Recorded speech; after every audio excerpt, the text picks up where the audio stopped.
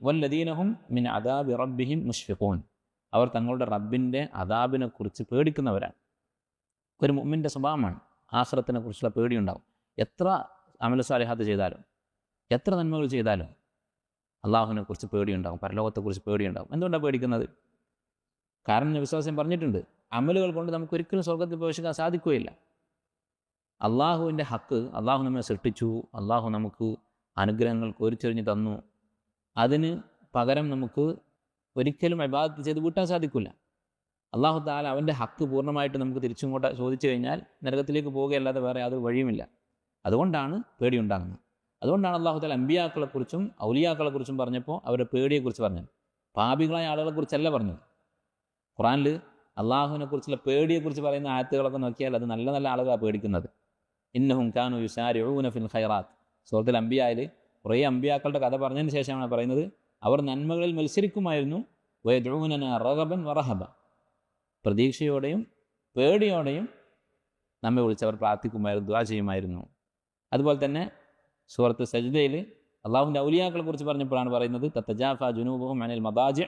അവർ രാത്രിയിൽ എഴുന്നേറ്റ് ഖിയാമുൽ ലൈൽ നമസ്കരിക്കും, തഹജ്ജുദ് നമസ്കരിക്കും. യദ്ഊന റബ്ബഹും ഖൗഫൻ വതമഅ. ഭയത്തോടുകൂടിയും പ്രതീക്ഷയോടുകൂടിയും ആഗ്രഹത്തോടുകൂടിയും. അള്ളാഹുവിനെ പേടിക്കുക എന്നുള്ളത് അത് നമ്മൾ കുറേ പാപങ്ങൾ ചെയ്താൽ മാത്രം ചെയ്യേണ്ട ഒരു കാര്യമല്ല.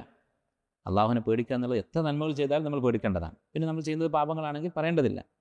അള്ളാഹുവിനെ പേടിക്കുക എന്നുള്ളത് അത് നമ്മൾ നല്ല വഴിയിലാണ് എന്നുള്ളതിൻ്റെ അടയാളമാണ്. ഇദാ സറത്ക ഹസനതുക വസാഅത്ക സയ്യതുക ഫഅൻത മുഅ്മിൻ. ഈമാൻ്റെ അടയാളമാണ് തിന്മകളെ കുറിച്ച് ഓർത്ത് ഒരു പേടിയും നന്മ ചെയ്യുമ്പോൾ ഒരു പ്രതീക്ഷയും തോന്നുക എന്നുള്ളത്.